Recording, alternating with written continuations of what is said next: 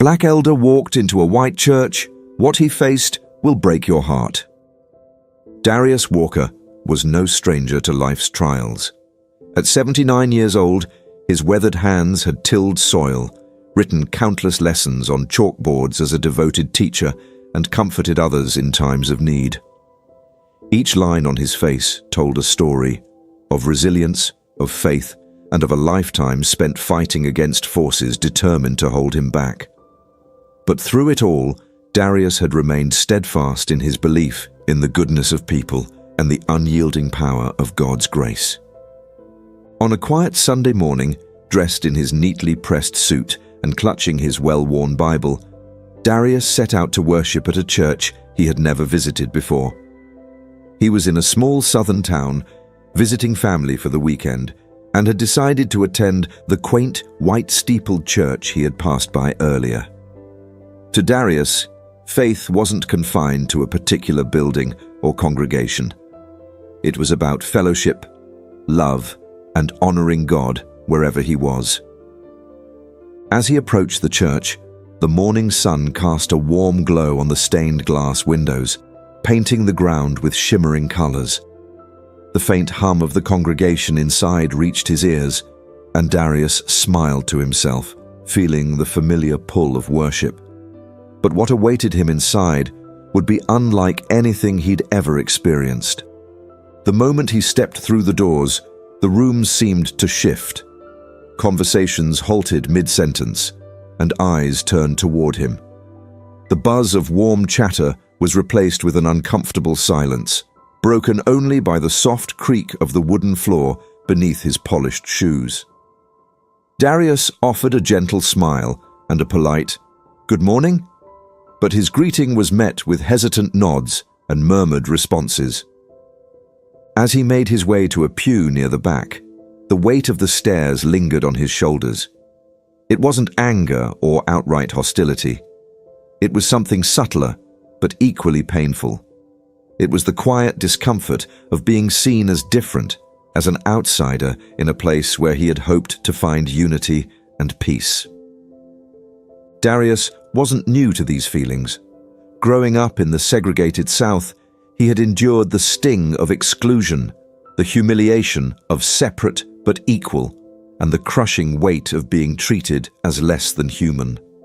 Yet, even as those memories resurfaced, he remained calm. He had come here to worship, to connect with his Creator, and no amount of discomfort could shake that resolve. But as the service began, the subtle signs of exclusion only grew louder. The offering plate passed by him as if he were invisible. During the greeting of peace, no hand reached for his. When it came time for communal prayer, the congregation formed a circle. But the space left around Darius was glaringly obvious. What was meant to be a morning of worship quickly turned into a moment of reflection, pain, and resilience. For Darius, this wasn't just about him. It was a reminder of the struggle so many Black Americans still face. A quiet but persistent reminder of how far society has come and how far it still has to go. Stay with us as we delve into Darius's story. A story that begins with exclusion but doesn't end there. It's a journey of heartbreak and resilience, leading to an outcome that no one could have predicted. Together, we'll uncover the truth about what happened inside that church and the ripple effects it created, leaving an unforgettable message of hope, unity, and the power of faith. Darius Walker's Sunday morning had begun with a quiet determination that mirrored his life. At 79 years old, he had weathered storms of change and challenge that most would never know. Dressed impeccably in his best suit, he stood tall, his Bible cradled in one hand. He glanced at the small, white-steepled church before him, its serene appearance belying the unease that stirred in his chest. He was visiting family in a small southern town and hadn't expected to stand out. But as a Black man in a predominantly white community, Darius knew all too well the invisible line he was about to cross. He wasn't seeking to make a statement, only to find a moment of peace in the house of God. His faith was his anchor, the source of his strength through decades of struggle. And today, he sought solace, as he always had, in worship. The church doors creaked open, their sound drawing glances from the congregation inside. Darius paused, adjusting his tie and offering a polite nod to those nearest the entrance. His greeting was met with silence, followed by a few whispered exchanges that carried an unmistakable air of discomfort. He stepped further inside, his polished shoes clicking softly on the worn wooden floor. As he moved toward a pew near the back, the room seemed to shift. Conversations ceased, and eyes lingered a second too long before hastily turning away. Darius settled into the pew, his demeanor calm, though his heart was heavy. This wasn't new to him. He had lived through the era of segregated buses and separate drinking fountains. He had walked into whites-only spaces with his head held high, even when the air bristled with hostility. But this felt different. It wasn't hostility. It was a quiet rejection, an unspoken assertion that he didn't belong. Darius opened his Bible, seeking the comfort of familiar verses. The pastor, a middle-aged man with a kind face, stepped to the pulpit. His warm smile faltered slightly when his gaze landed on Darius, but he recovered quickly. "Welcome, everyone," he began, his voice steady but tinged with uncertainty. "Let us worship together in the spirit of love and unity." The words rang hollow to Darius. Love and unity were what he had come seeking, but they felt absent in the awkward glances and the whispers that rippled through the congregation. He bowed his head, silently praying for strength, for understanding, and for the grace to stay. When the hymns began, Darius's voice joined the congregation, a deep, rich baritone that had carried him through years of singing in his hometown choir. His voice soared, blending seamlessly with the melody, but rather than draw others in, it seemed to push them further away. A mother in a nearby pew pulled her children closer, her smile tight and forced. An older man shifted uncomfortably, his eyes fixed on the hymn book as if it held the answers to the discomfort he felt. Darius noticed these things, but kept singing, his faith undeterred. He had come to worship, and he would not let the reactions of others take that from him. Yet, deep down, he couldn't ignore the sting of exclusion in a place meant to embody God's love. The pastor's sermon was heartfelt, speaking of kindness, acceptance, and walking in Christ's footsteps. Darius listened intently, his hands folded in his lap, his gaze unwavering. But as he looked around, he wondered if the words were reaching the hearts of those around him. Did they see the contradiction between the message and their actions? Did they recognize the walls they were building, even here, in the house of God? As the service drew to a close, the congregation gathered for communal prayer. People formed a circle, hands clasped tightly. Darius rose, his Bible still in hand, and moved to join them. But when he reached out, he found himself standing in a space too wide to be accidental. No one met his eyes. No one reached for his hand. The silence around him was deafening. For a moment, Darius considered leaving. But then, he closed his eyes, bowed his head, and prayed silently. His faith was not contingent on the acceptance of others. It was his alone, steadfast and unshakable. As the congregation dispersed, Darius remained in his pew, gathering his thoughts. He had hoped to find fellowship, but instead he had encountered yet another reminder of the barriers that still existed. Yet even in his disappointment, a spark of determination began to grow. He had faced these barriers all his life, and he would not let this moment define him, or his faith. Outside the church, the sun was still shining, the world still turning.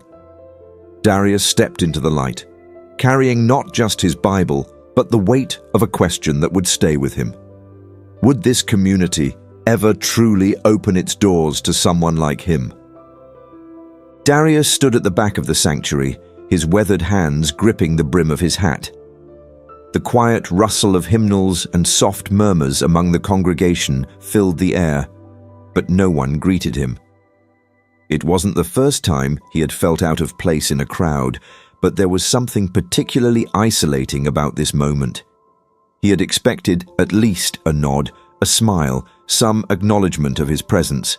Instead, he felt the weight of countless eyes flicking toward him and quickly darting away. As he walked down the aisle, his polished shoes tapping softly against the polished wooden floor, the sound seemed to echo louder than it should have. The pews were sparsely occupied, families dressed in their Sunday best, children fidgeting in silence. But as Darius moved closer to the middle of the church, he noticed the subtle shifting in seats. Parents leaned in toward their children as if shielding them from something unspoken. It was a choreography of discomfort, one he had seen before but hoped he'd never see in the house of God. When he finally settled in a pew, alone, a few rows from the back, Darius couldn't help but feel the sting of exclusion. The sanctuary itself was beautiful. Stained glass windows catching the sunlight, casting colors across the white walls, the pulpit adorned with lilies. It was a scene meant to inspire peace, unity, and faith. But for Darius, the silence that greeted him carried a different message. You don't belong here. The service began, and the congregation rose to sing a hymn. Darius stood as well, his deep, soulful voice joining the chorus. But instead of blending in, his voice stood out. Heads turned subtly, some in surprise, others in what felt like veiled judgment. As the pastor began his sermon, Darius tried to focus on the message. The words about love and grace should have been comforting, but they felt hollow in the context of the cold reception he had received. His mind wandered back to the countless times he had experienced similar moments. The polite but distant smiles at grocery stores, the hesitation in handshakes, the sudden quiet in conversations when he approached. Each incident had chipped away at him, but he had always held firm to his faith, believing in the goodness of people and the teachings of Christ. Today, however, sitting in this church where he had come seeking solace, the familiar ache of rejection felt heavier than ever. After the sermon, as the congregation filed out for fellowship in the hall, Darius lingered in the sanctuary. He watched as families greeted one another warmly, friends catching up as they moved toward the coffee and pastries. No one invited him to join. No one even seemed to notice he was still there. His stomach churned with a mix of frustration and sadness, but he stayed seated, determined not to let the weight of the moment crush him. A young boy, no older than 8, broke the silence. He wandered over to where Darius sat, his wide eyes curious and unclouded by the prejudice that seemed to hang in the air. "Hi," the boy said, his voice small but cheerful. "Are you new here?" Darius smiled, the warmth in the boy's innocence momentarily soothing the ache in his heart. "Yes, I am," he said, his voice steady but tinged with emotion. Before their conversation could continue, the boy's mother appeared, her expression tight as she gently but firmly pulled him away. "Come on, honey, let's not bother anyone," she said, not meeting Darius's eyes. He watched them walk away, the boy looking back over his shoulder with a small wave. Darius raised his hand in return, his smile fading as they disappeared into the crowd. He remained seated for a while longer, letting the moment settle, praying silently for strength. Whatever had drawn him to this church today, he felt certain, was not a mistake. There was a reason he was here, even if he didn't understand it yet. As he left the church, stepping out into the sunlight, Darius resolved to return. This wasn't about proving himself or forcing his way into a community that seemed hesitant to embrace him. It was about holding on to his faith, about believing that love and understanding could prevail, even in the face of discomfort and division. He had seen too much in his life to give up now. If this was a test, Darius was determined to pass it, with grace, patience, and the quiet strength that had carried him through every other trial he had faced. Darius remained seated in the last pew, his hands folded in his lap as the choir's hymn filled the air with a hauntingly beautiful melody. It was the kind of music that usually lifted his soul, but today it felt heavy, laden with the unspoken tension in the room. He could feel eyes on him, curious, wary, even cold, but he kept his gaze fixed forward, determined not to let their scrutiny shake him. His mind raced with questions. Did they see him as an intruder, an unwelcome presence in their sacred space? Or did they simply not know how to respond to someone who looked like him? A woman in a tailored dress glanced over her shoulder, her eyes meeting Darius's for a fleeting moment before she quickly turned away. A young couple whispered to each other, their expressions unreadable. The organ swelled, but it couldn't drown out the weight of the unspoken words hovering in the air. Darius's presence wasn't just noticed, it was dissected, analyzed, and quietly judged. When the pastor began his sermon, Darius leaned forward slightly, eager to hear the message. The pastor, a tall man with a commanding voice, spoke of love, unity, and the grace of God. His words were eloquent, powerful, and seemingly directed at no one in particular. Yet, Darius couldn't help but feel a subtle undercurrent, a hesitation that suggested the sermon was as much about appearances as it was about the heart. As the sermon continued, Darius noticed subtle shifts in the congregation. Some seemed to focus intently on the pastor, their hands clasped as if in prayer. Others stole glances at Darius, their expressions ranging from discomfort to curiosity. A few children pointed in his direction, their whispers hushed by parents who quickly ushered them to face forward. It was a dance of avoidance and acknowledgement, a delicate balance between polite indifference and quiet exclusion. When the pastor spoke of the parable of the Good Samaritan, Darius's chest tightened. The story of compassion and acceptance struck a nerve, its relevance almost too pointed to ignore. Was the pastor addressing the congregation's reaction to him, or was it just a coincidence? Darius couldn't tell, but he felt the words pierce through the tension in the room. "Love thy neighbor as thyself," the pastor said, his voice firm and clear. "It is not a suggestion, it is a commandment." After the sermon, the congregation stood to sing the closing hymn. Darius joined in, his deep voice blending with the others, though he could feel the space around him like an invisible barrier. As the song ended, the pastor invited the congregation to stay for coffee and fellowship in the adjoining hall. Darius hesitated. He had already felt like an outsider in the sanctuary. What would it be like in a smaller, more intimate setting? He decided to stay, sensing that leaving now would only deepen the divide.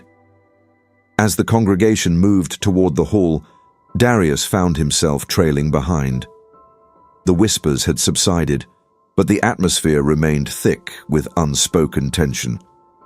A young man holding a tray of cookies approached Darius hesitantly. "Would you like one?" he asked, his voice polite but uncertain.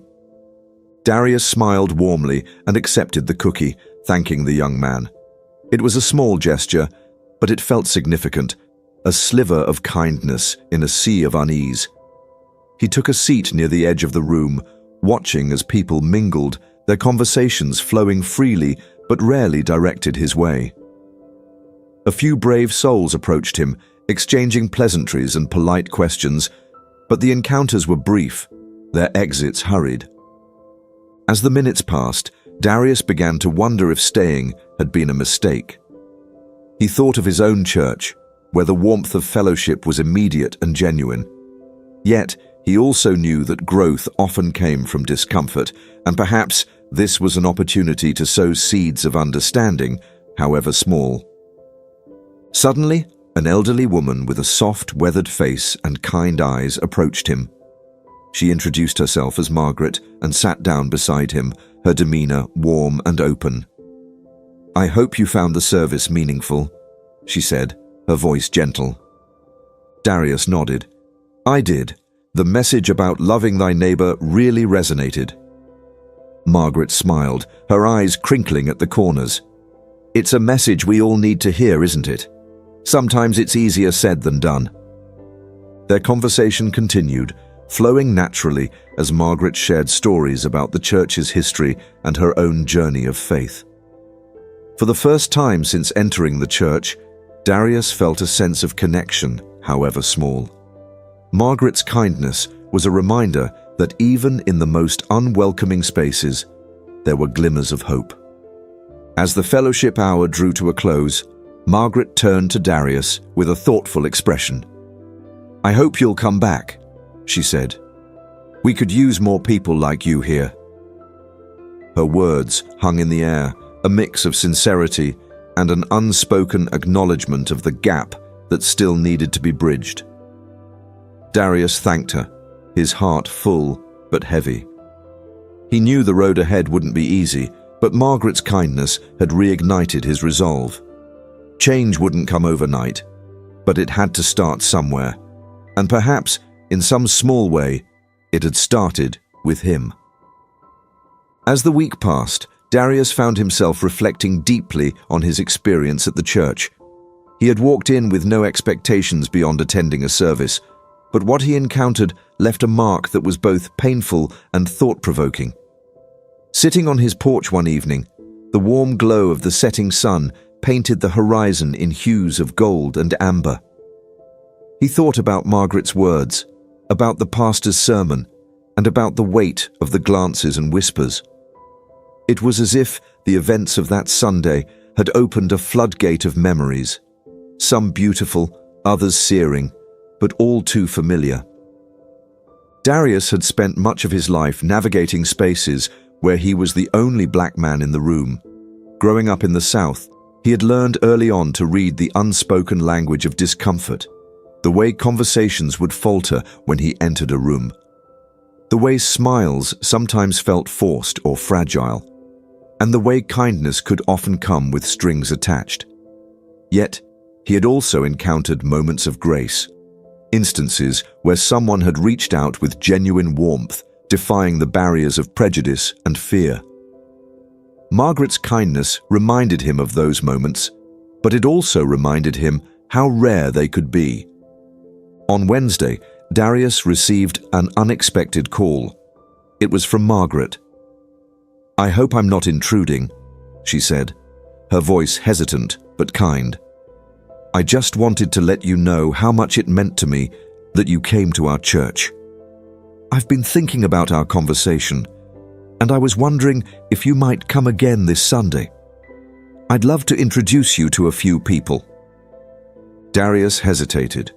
Part of him wanted to avoid the discomfort he'd felt, but another part of him recognized an opportunity, a chance to build on the small connection they had made. "Thank you, Margaret," he said finally. "I'll think about it." As he hung up, he thought about how easy it would be to decline, to retreat into familiar spaces where he felt secure. But he also knew that change didn't come from staying in comfort zones. If he wanted to see a world where his grandchildren wouldn't have to endure the same struggles, he had to take steps, however small, toward fostering understanding. Sunday arrived, and Darius found himself standing once again at the entrance of the church. This time, Margaret was waiting for him, her smile genuine and welcoming. "I'm so glad you came," she said, leading him inside. The whispers were still there, the glances still lingering, but Margaret's presence was a buffer against the unease. After the service, she introduced him to a few congregants, including a younger man named Thomas, who had recently returned to the town after years of living in a more diverse city. Thomas's demeanor was open and friendly, and he quickly engaged Darius in conversation. "It's good to see new faces here," Thomas said. "This church has a lot of history, but history can come with baggage. I think it's time we start unpacking some of that." Darius nodded, appreciating Thomas's honesty. Their conversation flowed naturally, touching on faith, community, and the challenges of navigating a world still grappling with the weight of systemic racism. For the first time, Darius felt that he wasn't just being tolerated, he was being heard. Later, during the fellowship hour, Darius noticed a shift in the atmosphere. It wasn't dramatic, but it was there. A softening of the tension, a few more smiles directed his way, and even a couple of parents encouraging their children to say hello. Margaret stayed by his side, occasionally chiming in to share stories about the church's history and her hopes for its future. "It's not perfect," she admitted, "but I believe it can be better. And I believe people like you can help us get there." As Darius left that day, he felt a flicker of something he hadn't expected: hope. The journey was far from over, but there were signs, however small, that change was possible. It wasn't about grand gestures or sweeping transformations. It was about small, consistent steps toward understanding and unity. That evening, as Darius reflected on the day, he felt a deep sense of purpose. He realized that his presence at the church wasn't just about him. It was about opening doors for others, about planting seeds of compassion in a place where they might one day grow into something beautiful. And with that realization, he knew he couldn't stop now. As the weeks went on, Darius continued to attend the church, each visit bringing a mixture of apprehension and hope. The small ripples of change that had begun to take shape after his first speech started to grow. Darius made it a point to stay after services, engaging in conversations, shaking hands, and sharing his story with anyone willing to listen. Slowly but surely, the coldness that had once greeted him began to thaw. He noticed more genuine smiles, longer handshakes, and even a few invitations to sit together during fellowship meals. One day, during a midweek Bible study, Darius shared a particularly personal memory. "There was a time when I doubted whether I belonged anywhere," he began, his voice steady but filled with emotion. "As a young man, I walked into a store, and before I even made it to the counter, the clerk told me, 'We don't sell to people like you.' That kind of rejection stays with you. It carves out a space in your soul where doubt lives." The group sat in stunned silence, the weight of his words sinking in. "But that same day," Darius continued, "a stranger outside the store stopped me. She smiled, handed me a bag of groceries and said, 'You belong everywhere God's love exists.' I've carried that moment with me ever since."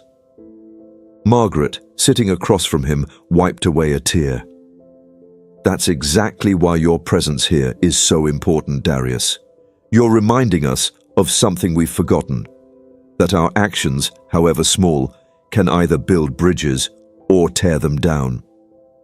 The impact of Darius's stories rippled beyond the church walls. Parents began discussing race and acceptance with their children, inspired by what they heard during sermons and Bible studies. Teachers in the congregation incorporated lessons about diversity and inclusion into their classrooms. Even local businesses began partnering with the church to host community events focused on bridging divides. But not everyone welcomed the changes. Some longtime members grumbled about the shift in focus, questioning why the church needed to stir up old wounds. One Sunday, a man named Frank approached Darius after the service, his tone tense. "I don't mean any disrespect," he said, "but I don't see why we need to talk about race so much. Isn't this supposed to be about God's love?" Darius looked at Frank with compassion. "It is about God's love," he replied gently. "But love isn't just words, it's action. And sometimes, love means addressing the hard truths so we can grow closer to each other and to Him. Frank didn't respond right away, but over the following weeks, he began joining the discussions, his questions shifting from defensive to curious. Darius saw in him the kind of transformation that kept him coming back week after week. The quiet, steady work of breaking down walls. One Sunday, the church hosted a special event, a day of unity. The service featured songs and readings from different cultural traditions, followed by a panel discussion where members of the congregation, including Darius, shared their experiences. The sanctuary was packed, not just with regular attendees, but with visitors from other churches, local officials, and even members of the community who had never set foot in a church before. Darius spoke last, his voice strong and clear as he addressed the crowd. "Unity doesn't mean erasing our differences," he said. "It means celebrating them, learning from them, and letting them draw us closer together. God created us in His image, all of us. When we exclude or judge someone because of their race, we're not just hurting them, we're denying a part of God's creation." As he finished, the congregation erupted into applause. Many stood, clapping and nodding, tears streaming down their faces. Among them was Frank, his expression soft with newfound understanding. The event was a turning point for the church. The conversations that had once been whispered now took center stage, with members actively seeking ways to foster inclusivity. A diversity council was formed, led by Margaret, Thomas, and Darius, to guide the church in creating a more welcoming environment. They organized workshops, invited guest speakers, and even collaborated with other churches to expand their efforts. One particularly moving moment came during a youth group meeting. A teenager named Emily shared how she had overheard her parents discussing Darius's story. "It made me think about the kids at my school who get treated differently because of their skin color," she said. "I want to be the kind of person who makes them feel included, not excluded." Her words brought tears to Darius's eyes. He saw in her a glimpse of the future he had prayed for, a generation willing to confront prejudice with courage and compassion. As the church continued to evolve, Darius found himself reflecting on his journey. He had walked into the church that first Sunday, feeling like an outsider, unsure if he would ever belong. Now, he was part of something bigger than himself, a movement rooted in faith, driven by love, and sustained by a community willing to grow together. One evening, Margaret invited Darius over for dinner. As they sat on her porch, watching the sun set over the town, she turned to him with a smile. "You've changed this place, Darius," she said. "Not just the church, but the whole community. And I think God brought you here for a reason." Darius nodded, his heart full. "I think He did too," he said. "But it's not just me. It's all of us, choosing to walk this path together." The story of Darius and the church became a beacon of hope for the town, a reminder that even the smallest steps toward understanding can create ripples of change. People who had once avoided difficult conversations now embraced them, driven by a shared desire to build a community that reflected God's love in every way. For those hearing this story, let it inspire you to take your own steps toward unity. Whether it's starting a conversation, extending a hand of friendship, or simply listening with an open heart, each action matters. Together, we can create a world where everyone feels valued, loved, and included. A world that truly reflects the beauty of God's creation. If this story has moved you, share your thoughts in the comments below. Let's keep the conversation alive and build a community rooted in compassion, understanding, and faith. Subscribe to join us on this journey, because together we can create a brighter, more inclusive future, one step at a time.